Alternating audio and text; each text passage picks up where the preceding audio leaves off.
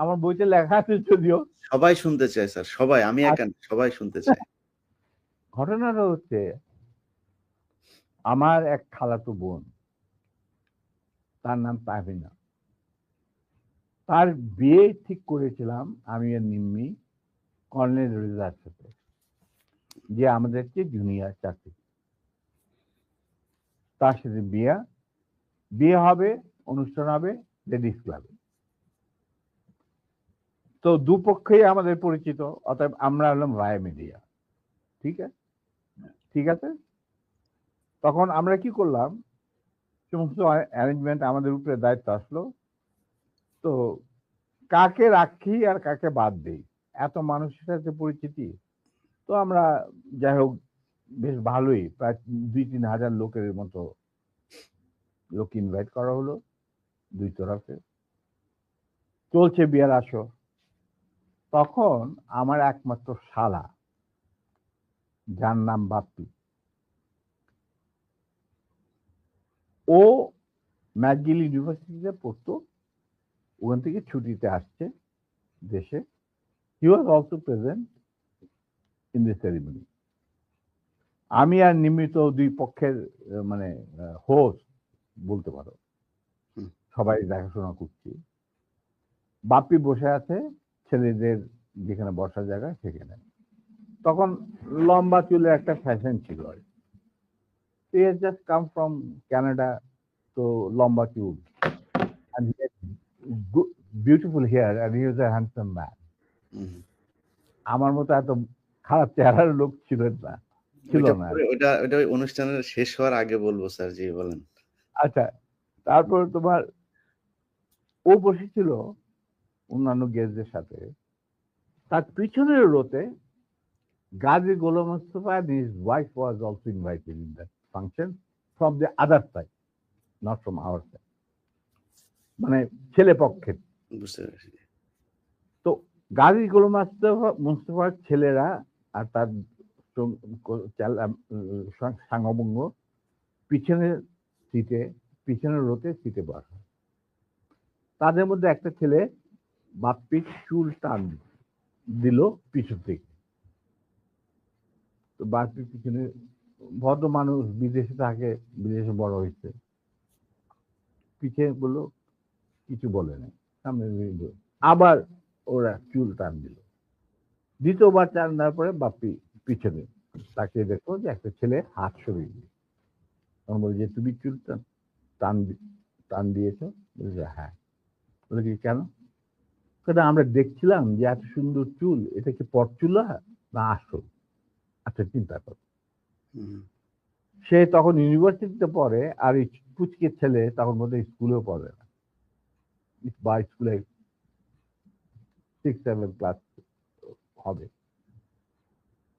তখন বাপি বলে, বেয়াদব ছেলে, তুমি আর এখানে বসবে না, তুমি অন্য কোথাও গিয়ে বস। ওরা বেরিয়ে চলে গেল। আমরা কিন্তু কিছুই জানি না, মানে আমি আর নিমি এত ব্যস্ত, দুই পক্ষকে দেখাশোনা, খাওয়া দাওয়া চলছে। হঠাৎ দেখলাম দুটা মাইক্রোবাস, রেড ক্রসের, আর একটা গাড়ি, গাড়ি, সবুজ রঙের গাড়ি আগে, পিছনে দিয়ে মাইক্রোবাস। মাইন্ড ইউ, তখন কিন্তু আমার নিজের personal security guard with wireless মজুদ লেডিস ক্লাবে। আমি কুমিল্লা থেকে আসছি বিয়ের জন্য। তো ন্যাচারালি আমাদের গার্ড নিয়ে চলাফেরা, এটা তো আর্মির নিয়ম, এটা তুমি জানো। আসলো, থামলো, দুইটা মাইক্রোবাস থেকে প্রায় 8 জন ট্রেনগারধারী সাদা পোশাক পরা লোক নামলো, আর ফোকসো গাড়ি থেকে নামলো গাজী গোলাম মোস্তফা স্বয়ং।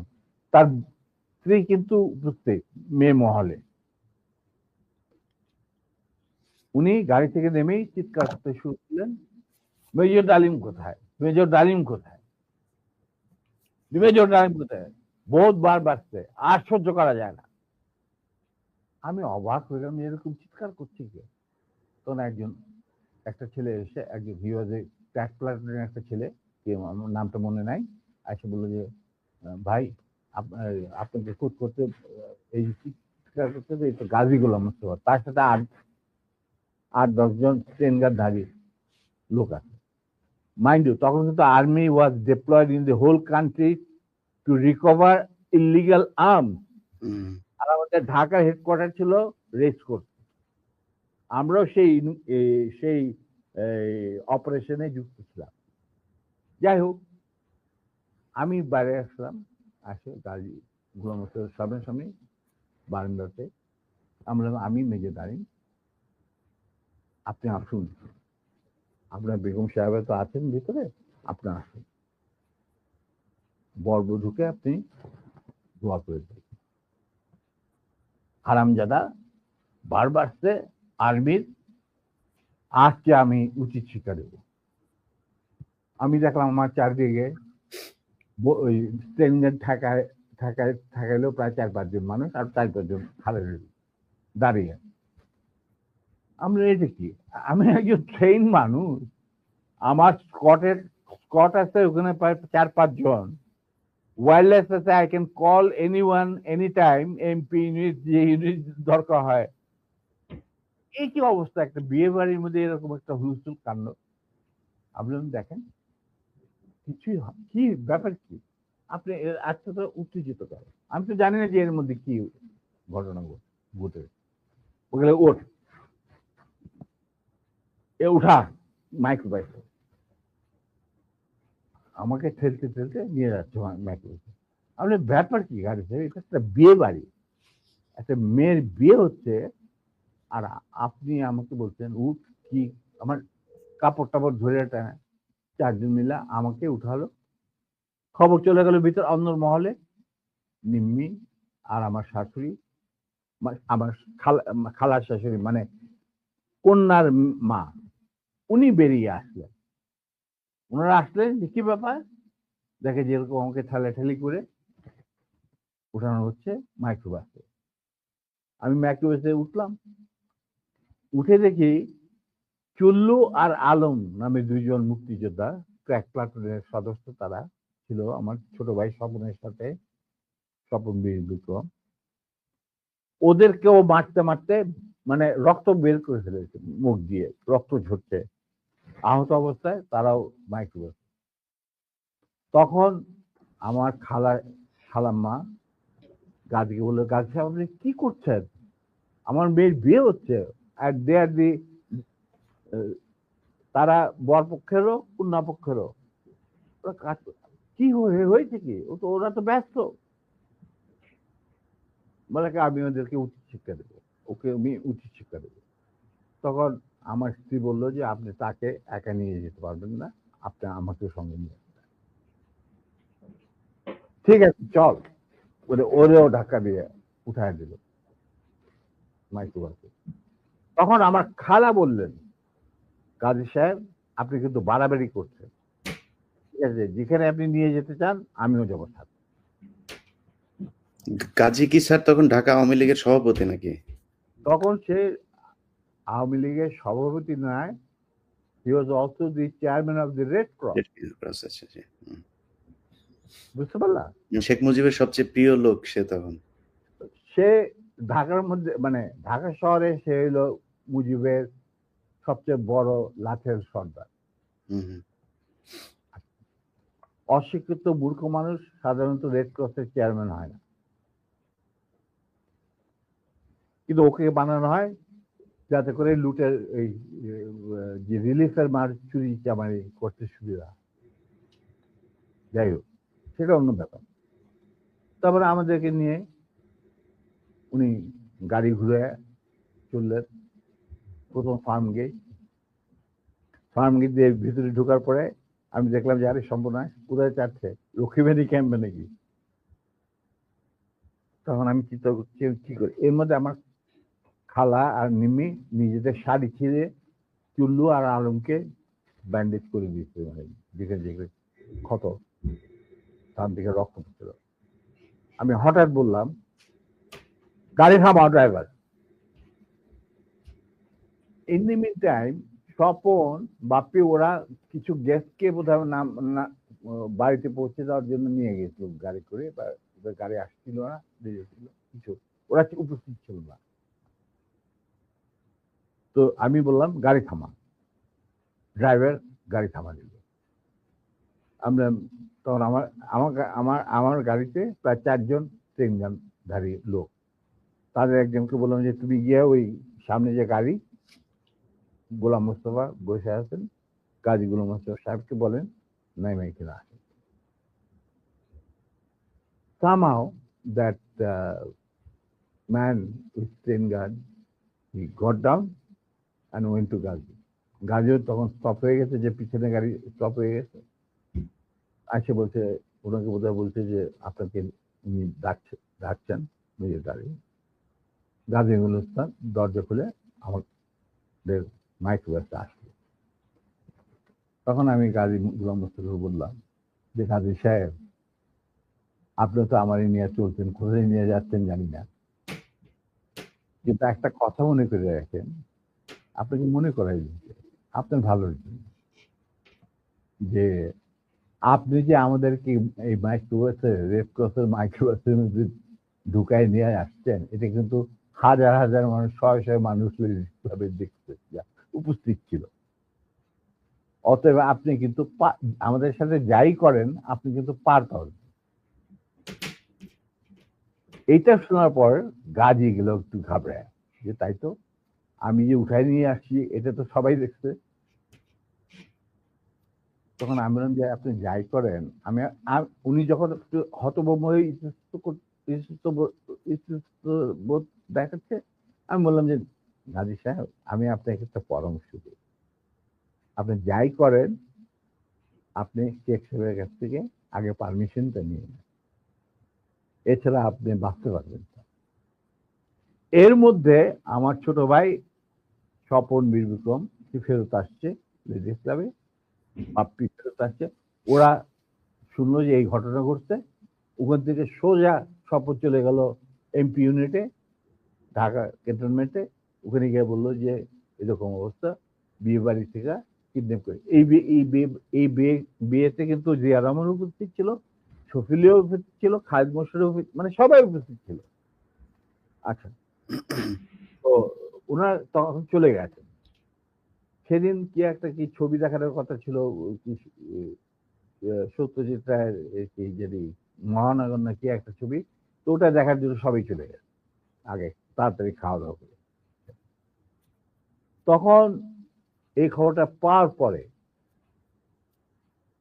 the CEO of the MP unit এই খবরটা ব্রিগেড মেস, ইউনিট মেস সবখানে এটা সে জানাই দিল।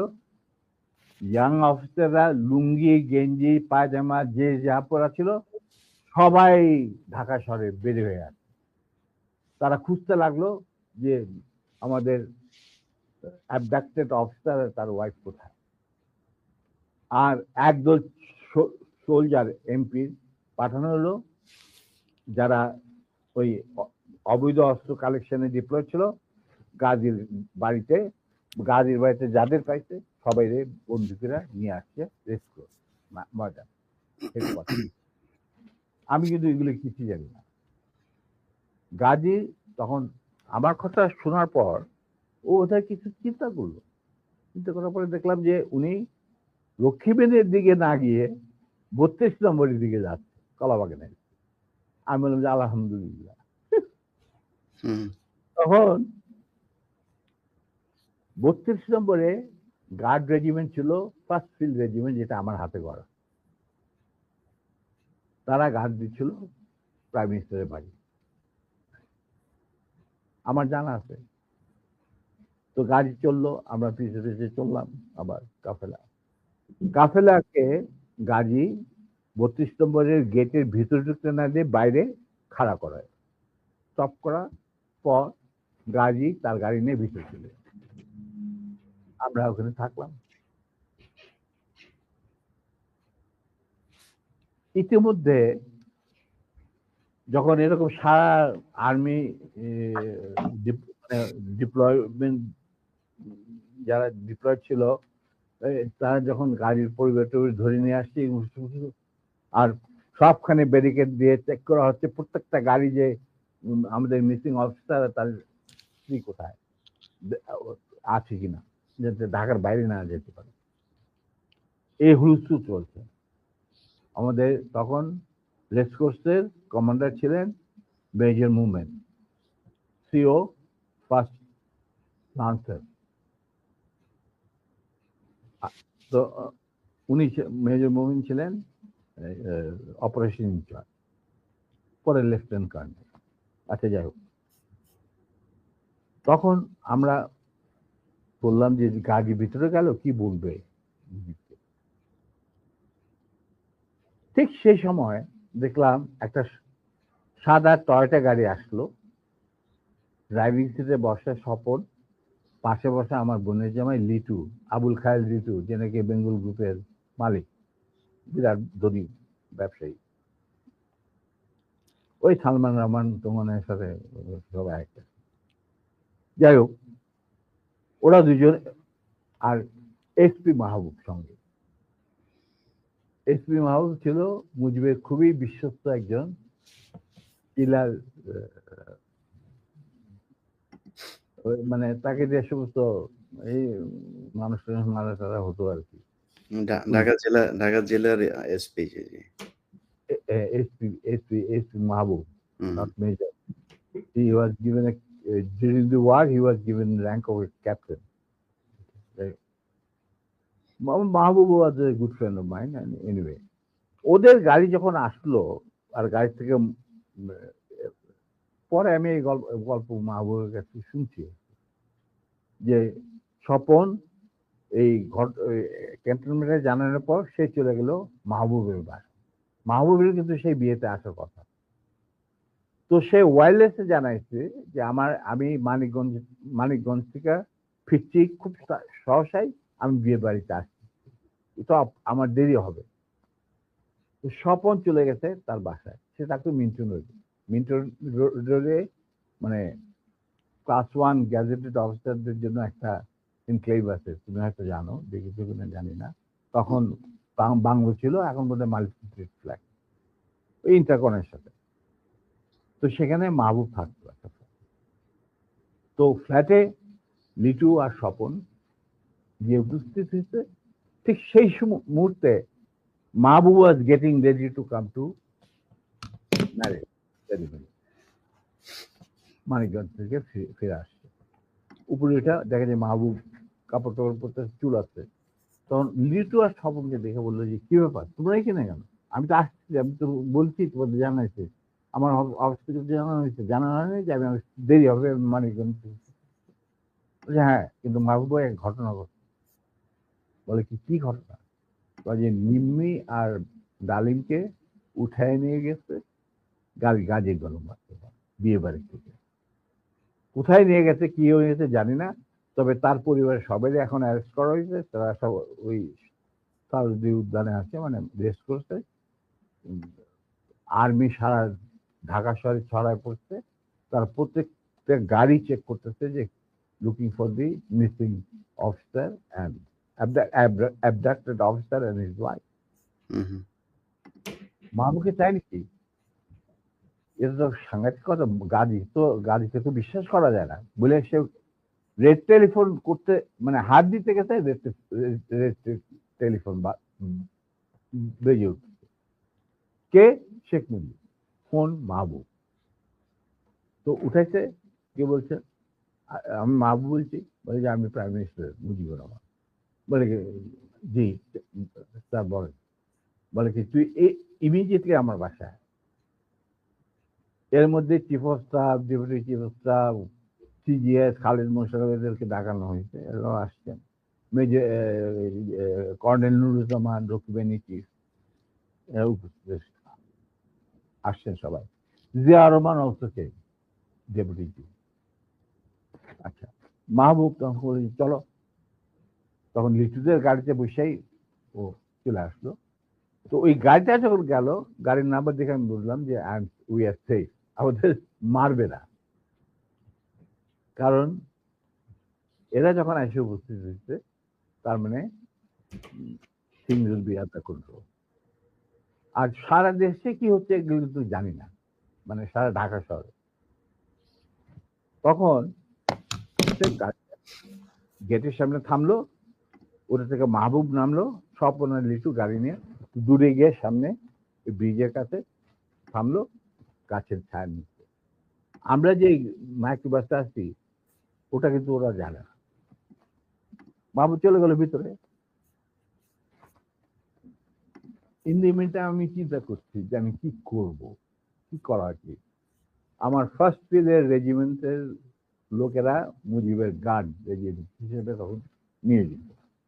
আমি যদি একটা আওয়াজ দেই তখন তো তারা সমস্ত ব্যারেল ঘুরাই দেবে, কিন্তু এর মধ্যে একটা ক্রস ফায়ারের সিচুয়েশনে কে মরবে কে বাঁচবে এটাও তো একটা সমস্যা। এটা বোধহয় ঠিক হবে না। যেহেতু মাহবুব ভিতরে গেছে, লেটস সি হোয়াট হ্যাপেন। কিছুক্ষণের মধ্যেই মাহবুব, আমি দেখলাম যে মাহবুব না, শেখ কামাল, রেহানা, তারপরে শেখ জামাল, বেগম মুজিব নিচে গেটের বাইরে এসে আমাদেরকে খালাম্মা টালাম্মা চলার অসুবিধা, মানে রক্তাক্ত চুল্লু ওদের দেখে তো ওরা ঘাবড়ায় গেছে। তারপরে নিম্মির অবস্থা তো ভিতর নিয়ে আমাদের ভিতর নিয়ে গেল। তখন ভিতর নজর পড়ে দেখলাম সিটিং রুমে প্রথম আমাকে ডাকলেন মুজিবুর রহমান আর আমার নিম্মিকে। তো রেহানারা সব ওখানে দাঁড়ায় রইল, মিসেস মুজিব দাঁড়ায় রইলেন, আমরা ভিতরে গেলাম। গিয়ে দেখে সব মজলিস বসে আছে, chief of staff, deputy chief staff, CGS and all. তখন এর মধ্যে গাজী মোহাম্মদ স্যার বাসা থেকে ফোন আসছে প্রাইম মিনিস্টারের কাছে যে বাড়ির সবাই ধরে নিয়ে গেছে আর্মি। যতক্ষণ পর্যন্ত আমাদের অফিসার লেডি ওয়াইফকে না পাওয়া যাবে আমরা কাউকে ছাড়বো। আর ওই গার্মেন্ট 17 দিন যে গার্মেন্ট গেছিল মাইক্রোবাসে, এই খবর শুনা গাজীরও মুখ শুকায় গেছে, মুজিবুর রহমানেরও মুখ শুকায় গেছে, যার জন্য এই সবাইকে ডেকে নিয়ে আসছে, জিয়া রহমান, শফিউল্লাহ, খালিদ মোশাররফ। আচ্ছা, তো মুরলী বুদ্ধি আর কি। আমরা ঢুকতেই নিম্মিকে জড়ায় ধরলেন মুজিবুর রহমান, মা তুই কাঁদিস না, তুই কাঁদিস না, আমি এটার বিচার করবো। এই হারামজাদা গাজী, তুই করছিস কি? এটা কি করলি তুই? যা ওর পা ধরে মাপচা। আমার বউয়ের পা ধরে মাপচা। গাজী একটু অগ্রসর হওয়ার পর আমার বউ বলল, নিজের চপ্পল খুলে বলল, খবরদার, তুমি আমার ক্ষমা পাওয়ার যোগ্য নয়, আমি তোমাকে ক্ষমা করতে পারবো না, তুমি পিছিয়ে যাও। মুজিব ওয়াজ লাইকলি নার্ভাস, আর বাকিরা তো সব চুপ করে বসে, আমি চুপ করে দাঁড়িয়ে। তখন বলতেছে মা, আবার মুজিব আমার বউ নিম্মিক জ্বরে ধরে বললো, মা আমি এর উপযুক্ত বিচার করব, তুই আমার ভরসা রাখ। তখন আমার বউ বলছিল, নিম্মি বলছিল যে চাচা, যাদের রক্তের উপরে আপনি আজ দেশের প্রধানমন্ত্রী, তাদেরই আজকে রক্ত ঝরাইতে হয় স্বাধীন দেশে গাজীর মতো একটা কম্বল চোরের হাতে। এর বিচার আপনি কি করবেন? আমি বিচার মানলাম, আল্লাহ তার বিচার করবে, আমি আপনার কাছে কোনো বিচার চাই না। তখন আবার মুজিব বেগম মুজিব ওদেরকে উপরে নিয়ে যা, তখন ওদেরকে উপরে নিয়ে ওদের আস্তে আস্তে কি জানে। এরপর আমরা বলি এক কাম কর, শফিল্লা তুমি ওই আর্মি কন্ট্রোলে ফোন করে মোমিনরে বলো গাজীর পরিবারে ছেড়ে যাবে। তো শফিলে পিক আপ দি ফোন, রেড ফোন করলাম মেজর মোমেনকে। মেজর মোমেন বললেন, sir I am sorry, we are deployed to recover the miscreants and the illegal arms operation, আমরা নিয়োজিত, আমি কিভাবে একজন 17 জন অস্ত্রধারীকে ছেড়ে দিতে পারি? Kazi has to produce the missing officer, his wife and এই 17 জন অস্ত্রধারীকে আমাদের কাছে সুপর্দ করতে হবে।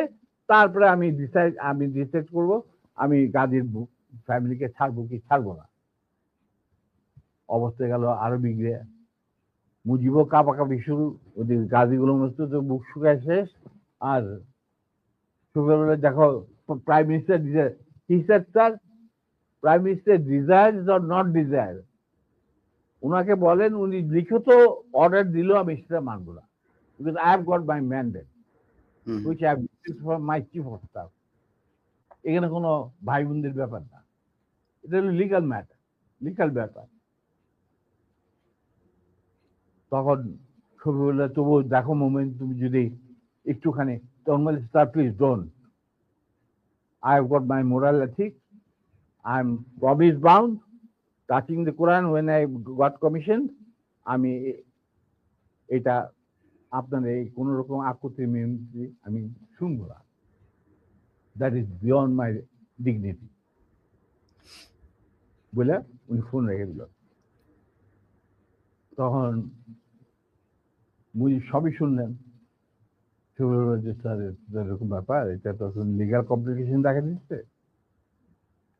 তখন বলে আর একবার তুই ফোন কর।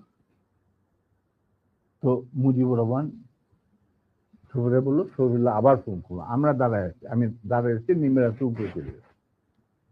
ফোন করার পরে সবরুল্লাহ বলে যে লোক moment, I request you once again please. তখন মুজিবুর রহমানকে দে আমারে দে। উনি ফোন নিয়ে বললেন মেজর মোমেন্টকে যে আমি মুজিব বলছি। He said, sir, I have no time, I am running a big operation and I am the commander. I am sending one of my officers to your residence. He will explain whatever I have got to say. So he dropped the phone. মুজিবের মুখ শুকিয়ে গেল। এখানে যারা বসা জিয়া রহমান আর খালেদ মোশাররফ, নুরুজ্জামান, এরা সব করে বসে সফিল্লা কি করা যাবে। Within 5 minutes Captain Shahid arrived. He was from cavalry and he was a friend of mine during the student days. আমরা একসাথে কন্টেম্পোরারি ইউনিভার্সিটিতে ছিলাম আর কি। ও হলো তোমার কি বলে এটা লালবাগের ছেলে, আমরা ছিলাম মালিবাগ। যাই হোক, সরি, ও আমরা দোস্ত মানে বন্ধু। তো captain he was a repatriated officer anyway. তো শহীদ আসছে, আসার পরে তখন মুজিবুর রহমানের এবং আদালতের সামনে শহীদ বলেছে, sir I have been ordered to come and convey the message loud and clear to you that it is a legal matter.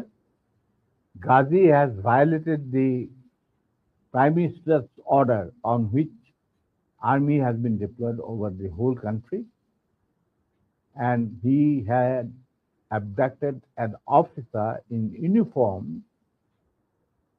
and his wife while he himself is engaged in this operation along with 17 gunmen in the Red Cross microbus. Now, যেহেতু আমরা deployed আছি to recover the illegal arms, the commander said, no way, Ghazi and these 17 people has to be surrendered to him, and then legal proceedings will start according to the law. দেশে emergency চলছে, আমাদেরকে prime minister খুব ঝুঁকিপূর্ণ দায়িত্ব দিয়েছেন, আমরা আমাদের যথাসাধ্য চেষ্টা করে যাচ্ছি। তখন বলে স্যার আমার আর কিছু বলার নেই, আপনার যদি কিছু বলার থাকে আমাকে বলা হয়েছে শুনে আমাদের কমান্ডারকে জানানো জন্য। না ঠিক আছে, তুমি যাও বাবা। তো শহীদ চলে গেল। এরপর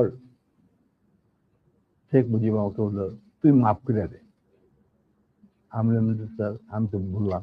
স্যার শেখ মুজিবকে কাউকে বোধহয় আপনি মানে অফিসিয়াল কোনো এগুলি মানতো না না। না, আমাকে তুই করে বলতো, কারণ আমার একটা পারিবারিক সম্পর্ক ছিল তো। না, উনি তো মাহবুবকেও তুই করে বলতো, গোলাম মোস্তফাকেও তুই করে বলতো, শফিউল্লাহকেও তুই আমি করে জানি না, কিন্তু আমাকে উনি তুই করে বলতেন। আমি তো ওর বাড়ি থেকে যে কোনো সময় গিয়ে ডাক্তার যাইতাম, খাবার খাইতাম বসে।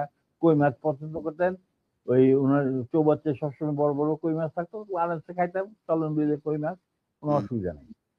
আমার তো গতিবিধি ছিল খুবই খোলা, মানে আমি যে কোনো সময় যাইতে পারতাম, যে কোনো সময় ডাকলেই চলে যেতাম। উনি প্রায় ডাকতেন আমাকে আর্মির খবর নেওয়ার জন্য। জি স্যার। তো এখন উনি বললেন, ঠিক আছে দাঁড়েন, যা আমি বিচার করব। আমি স্যার ভেরি গুড।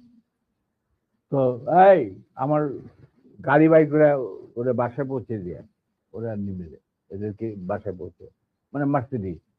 আমি স্যার নট নিডেড, বাইরে স্বপন আছে, আরো 2-4 দিনের মধ্যে আসে পড়তে, গাড়ির কোনো অভাব নাই, আমরা চলে যাব, আপনার গাড়ি দেওয়ার দরকার নেই। বলে না শোনো এক কাজ, আই গাড়িগুলো আরামদাদা তুই যাবি এদের সাথে বিহার, বাকি কাজ যে সম্পূর্ণ হয় নাই সেটা সম্পূর্ণ করার সম্পাদন করার জন্য। নিমি বলল, খবরদার তুমি আর লেডিস ক্লাবে ঢুকার তোমার কোনো অধিকার নাই, তুমি সেটা লস করছো, তুমি যাবে না, ইউ উইল নট গো। তখন চুপ, তোমরা চলে যাই। আমরা চলে আসলো। আসার পরে কন্যা সম্প্রদানে যে বাকি কতগুলি থাকে না রকম রকম, ওই সমস্ত সম্প্রদান করা হইল। এরপরে 2 দিন পরে আমি কুমিল্লা ফিরে চলে আসবো। হঠাৎ শেখ মুজিবুর রহমান সাহেব ডাকলেন চিফ অফ স্টাফ শফিউল্লাহকে। ডাকার পরে কি কথা ছিল জানি না, উনি ফেরত এসে বললেন যে Dalim, you can go back to Comilla now, you to তোমার তোমার একটা তোমার এই তোমার নিমের ঘটনাকে নিয়ে এর মধ্যে তো অনেক গোলমাল হয়েছে। এটা আমার বইটা আছে, যে কি অবস্থা আর্মির মধ্যে উত্তেজনা না, অল দিস থিং, এগুলো আমি ডিটেলসে যাচ্ছি না। উনি বললেন যে একটা কোর্ট অফ ইনকোয়ারি করতে হবে। আজব ব্যাপার, দোষ করলো গাজী, কোর্ট অফ ইনকোয়ারি হচ্ছে আমার। তা আমি বললাম যে ঠিক আছে স্যার, কোর্ট অফ ইনকোয়ারিটা করতে করেন। তা আমার কুমিল্লা যাওয়া বন্ধ হলো। এরপরে আর আমার কুমিল্লা যাওয়া হয়নি। উনি কি করলেন, হঠাৎ একদিন, না এরপরে আমি কুমিল্লাতে ফেরত চলে গেলাম কোর্ট অফ ইনকোয়ারি শেষে।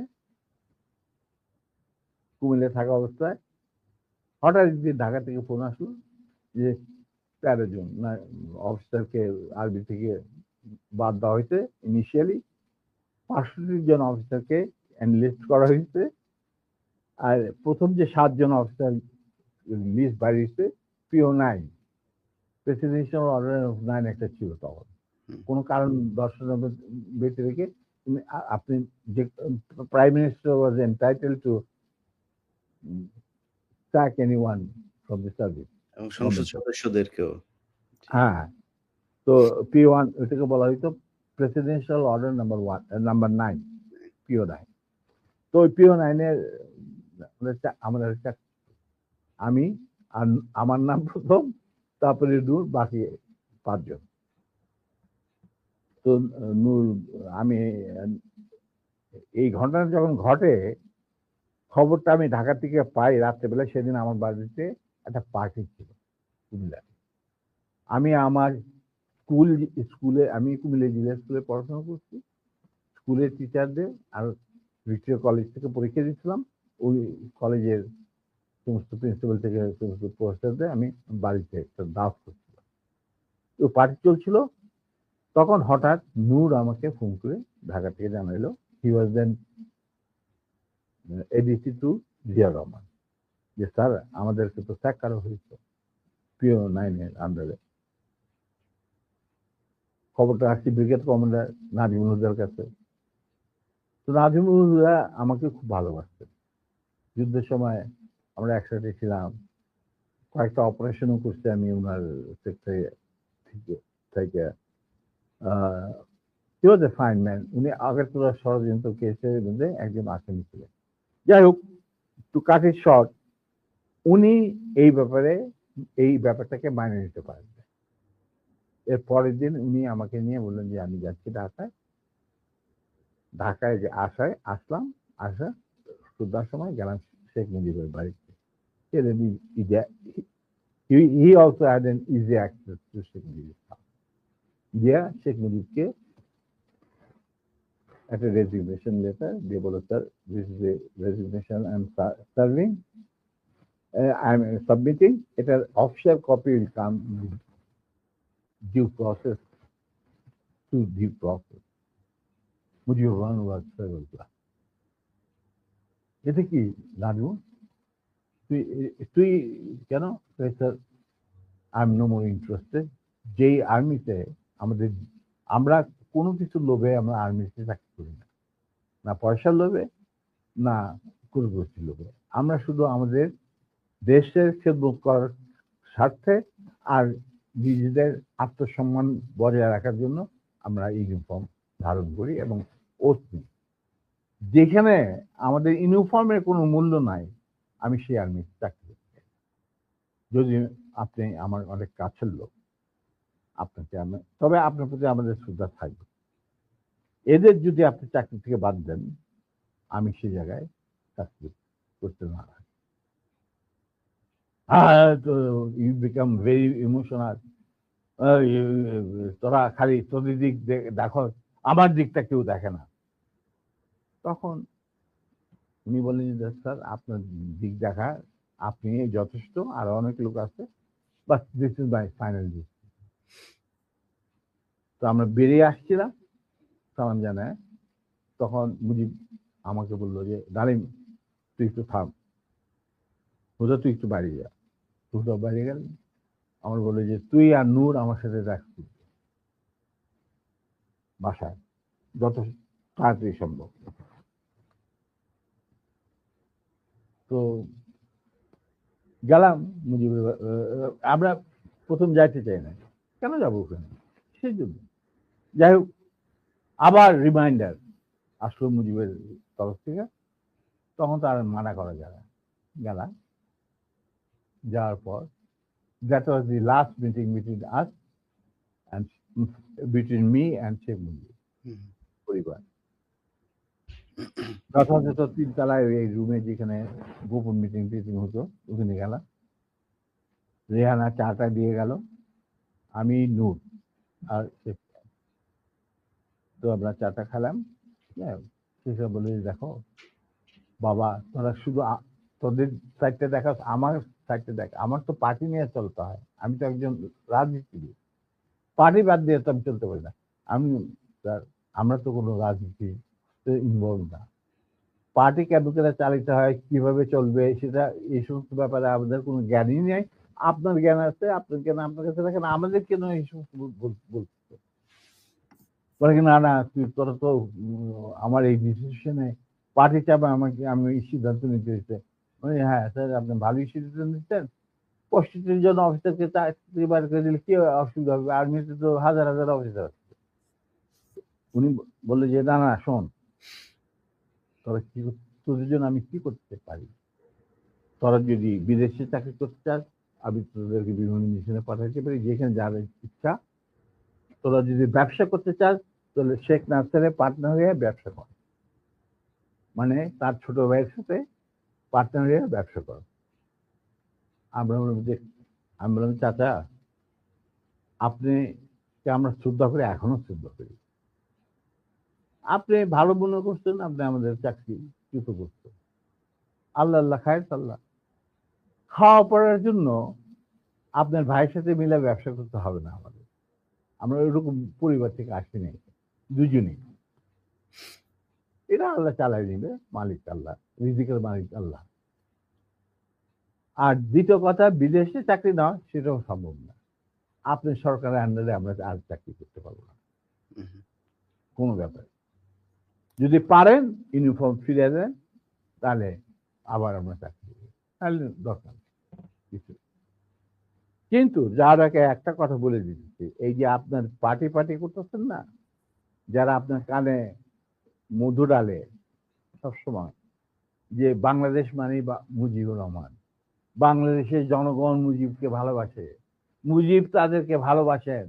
আবার একই সাথে আপনি দেখেন যে টিকা গণভবনের দেওয়ালে যে আহ, মুজিব বলে কম্বল তোরা গাদি, এতগুলি কম্বল এলো, আমার কম্বলটা কই, সেটাও বাংলিশ করে বাইরে পাঠাই হারামজাদা। তো এদের নিয়ে আপনার রাজনীতি করতেছে, করেন। আবার টিকা দেখা যায় মুজিবের মাথায় গোবর, বুদ্ধি বলে কিছু নাই। আপনি আবার তোফাইল জিগান এই কথা জানলো কিভাবে জনগণ, তখন আবার তোফাইল কাজ এগুলি জানলি জলদি চাচা, এই যে টাটার দল আপনাদের ঘিরে রাখছে, আপনি জানেন না, আপনি আজকে 71-এর আগে যে মুজিব আপনি ছিলেন, সেই মুজিব আজকে আপনি না। আপনাকে জনগণ কতটা যে ঘৃণা করে, আপনি যে জনগণ থেকে কত দূরে চলে গেছেন, আমরা মাঠে ময়দানে কাজ করি, আমরা জানি। দিন একদিন আসবে টাকা,